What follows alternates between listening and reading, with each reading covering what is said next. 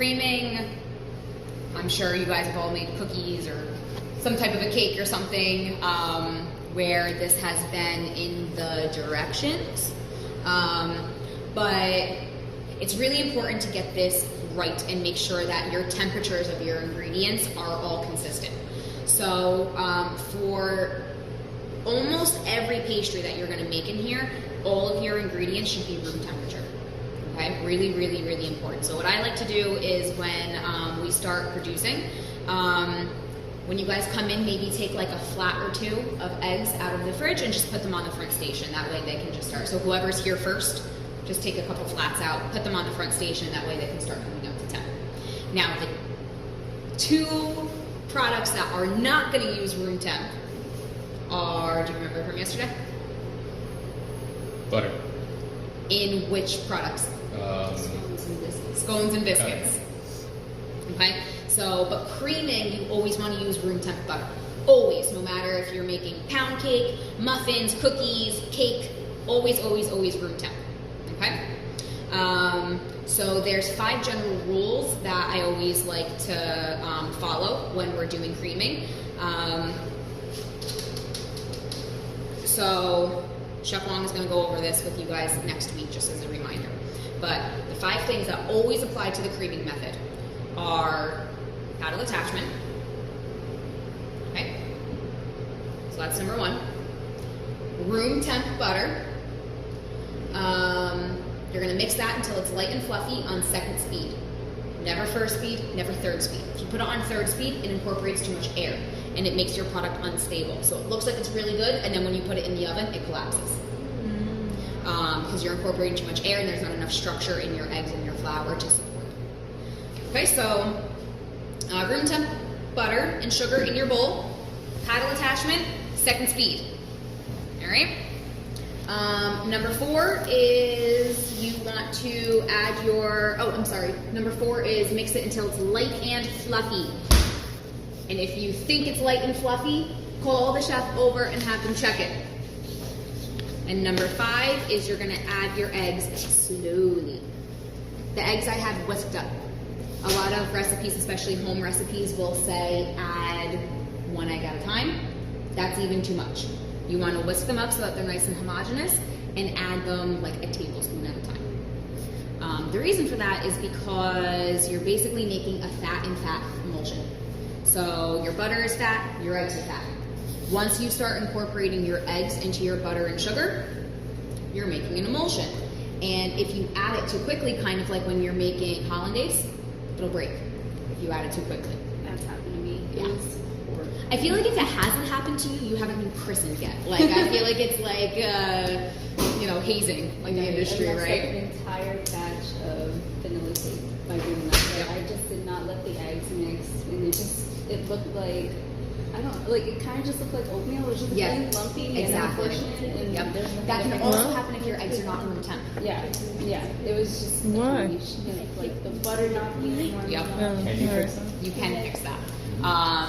Probably when we start doing cookies, that's when I'm gonna basically be going around with a blowtorch and helping to fix everything. Basically, you can fix anything with either a blowtorch or duct tape. You My literally general had a rule blowtorch. of life. I thought that was a Oh yeah, euphemism. no, really a blowtorch. So if your eggs are too cold, what you can do is you can either do what we did, put it in a container, submerge it in warm water, or before you crack the egg, you can put the actual shells, like eggs in the shell, in a bowl of hot water or warm water, and that'll help bring the temperature up a little bit. So yes, room temperature, room temperature, room temperature, and slowly add your eggs, okay? I also, once we start moving into pastries like this, you always sift your dries. For 3 reasons, which you're going to be quizzed on next week. Well, actually, there's 4. I'm only going to quiz you on 3. 1 is short, so that you remove the lumps in any of the dry ingredients.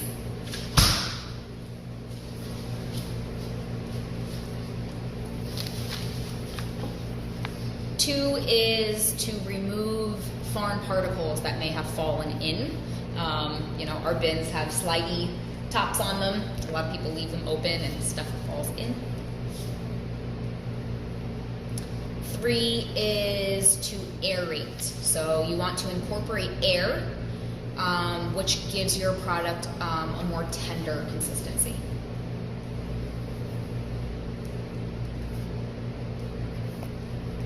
And 4 is to mix everything together.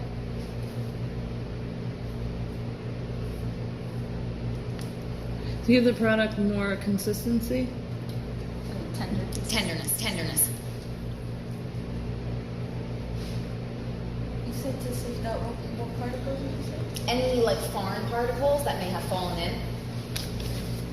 Anything that doesn't belong in there.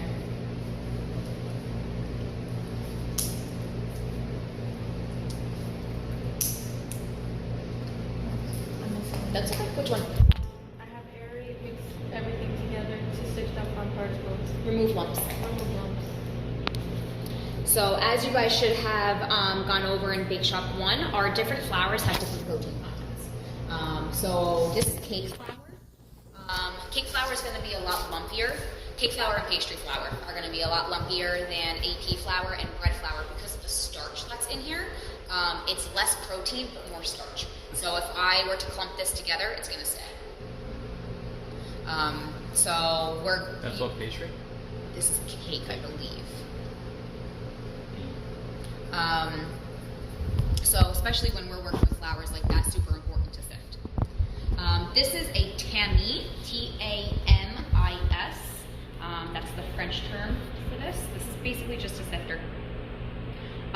Watch yourselves on these, especially on the corners, because sometimes the netting comes off, and if this screen pokes you, you're going to bleed. Okay? Our facilities department fixed all these over the summer, but you know, people abuse the equipment. So just like to give the people a general heads up. Just watch your edges so that you don't get poked. Okay? Alright. So I'm going to start by sifting our dry ingredients together. Now on your recipe, it just says creaming method. So it's expecting you to know that basic method. It's like when you're making a baguette and I tell you it's the straight dough mixing method. You should already know what to do. And this is a really common thing in the industry where they're just going to give you a list of ingredients and expect that you know, okay, this is a cookie. I know I'm doing the creaming method. Now I know what to do. They're not going to tell you what to do. They're not going to give you directions. They expect you as a chef to already know what that's going to be. Okay? So creaming method, whether it's cookies, cake, muffins, always starts with sifting your dries. I like to do it on a big piece of parchment. Okay, so we have some milk powder to add a little bit of creaminess and tenderness. This is baking powder, right? Yes. So what's the difference between baking powder and baking soda? Baking powder doesn't have the acid. Right. So in terms of function, what does it do? One makes it rise. Uh-huh. So easiest way to remember this. Powder puffs, PP, powder puffs, soda spreads, SS. I remember that. PPSS. Powder puffs, soda spreads. So this is baking powder, so this is going to help our muffins rise in the oven.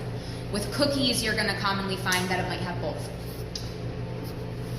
All right, and our salt. Now, notice that in this, I am not mixing my sugar into this, right? Because you already know that this is the creaming method. So what's getting mixed with your butter? Sugar. Sugar. Okay? So I got my dries there. Now in my bowl, by the way, if this were to have like a zest in it, like lemon zest, a couple of you guys might have like the lemon poppy seed muffins next week. That calls for lemon zest. I like to put the zest in the bowl with the sugar, with the paddle attachment, and let that mix a little bit so that it kind of extracts the oils from the zest before I add the butter. Because your sugar is acting as like an abrasive, and it helps to extract like the maximum amount of flavor that you could get from it. Let's be honest, a lot of lemon poppy seed muffins, like the lemon kind of gets lost in there, so I think that that's like an important step to just let that mix for a couple minutes before you add the butter in. So you said the sugar and the zest? Yep. So I think someone has like a cranberry orange recipe next week, same thing, the orange zest in. And I like to do this not just with muffins, but like anything that has the creaming method with zest, cake, cookies. It's just like, you know, an extra step to increase your flavor. This recipe doesn't matter if you have brown, light brown sugar or dark brown sugar. All right, all in. I always like to scrape everything out. This is a formula. Think of yourselves as scientists. Everything counts.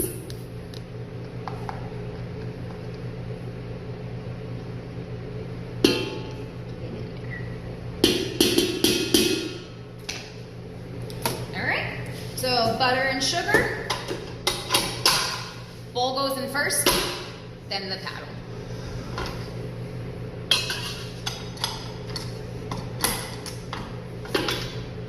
Second speed. Now these mixers have 10 speeds, right? When we refer to second speed, most chefs, when they refer to speeds, they're talking about on the big mixer. Okay. So they're referring to low, medium, high. So second speed would be medium. So then when you're transferring over to a small mixer, it would be like 5 on here, okay?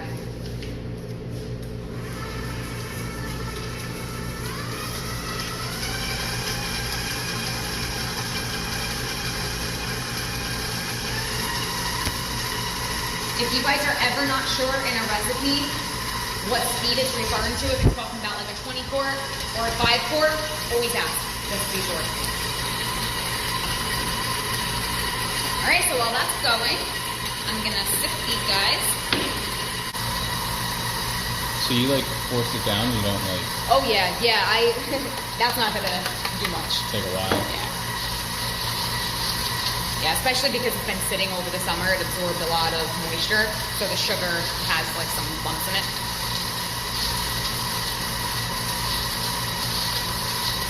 I've also seen some people do it with an upside down container. They do that. Yeah. Or or whisk. I also know some chefs when they use the china caps or the chinoise to strain something, they use a ladle. Yeah. All right, so you see the textural difference already? I also like to do it on a piece of parchment because then I can kind of funnel it into the bowl without it going everywhere. I'm gonna combine my liquids. Okay, super important when you're creaming is to constantly scrape down the bowl, especially once you start adding your liquids. That way everything is mixing homogeneously. There's two ways to do this. You could either go in with your long-handled rubber spatula and scrape down the sides, like a tablespoon at a time, and then I'm gonna jack it up a little bit to let it mix thoroughly.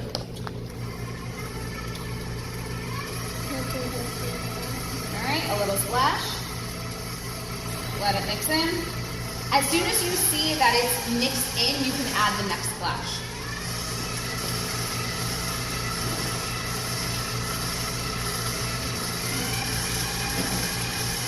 Some of these mixers move really quickly. Some of them need a little bit of encouragement.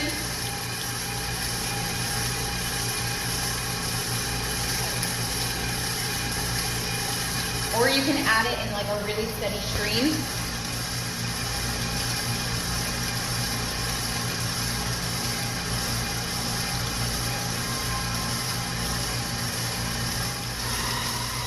The idea here is I don't want to add this like too aggressively. I'm paying attention to how my butter and sugar is responding to what I'm adding. So I'm watching the inside of the mixer before I add more of this. You want me to scrape it all in this? I will. When I add about half, then I'll go in with my spatula and scrape it down. Okay, everyone come take a look at this. This is why it's important to scrape down. Goes in a very steady stream. We're going to check for an oven. Smells good. Like vanilla.